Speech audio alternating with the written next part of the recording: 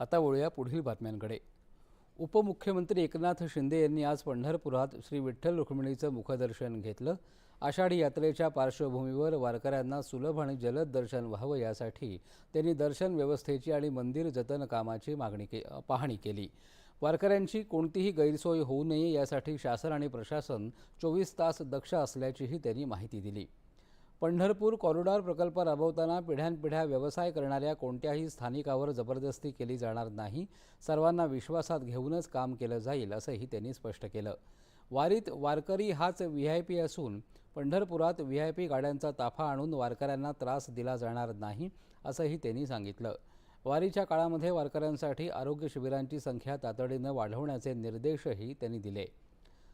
उपमुख्यमंत्र्यांनी पत्राशेड इथल्या रिद्धी-सिद्धी दर्शन मंडपातील रांगेत उभ्या असलेल्या भाविकांना स्वतः पाण्याच्या बाटल्यांचं वाटप केलं।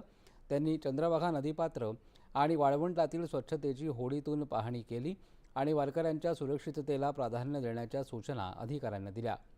भक्तिसागर येथे उभारण्यात आलेल्या आपत्कालीन कक्षाला भेट देऊन त्यांनी रुग्णांची विचारपूस केली। यावेळेस सार्वजनिक आरोग्य मंत्री प्रकाश आंबेडकर, महसूल राज्यमंत्री योगेश कदम यांच्यासह स्थानिक आमदार, अधिकारी आणि मंदिर समितीचे पदाधिकारी उपस्थित होते। नाशिक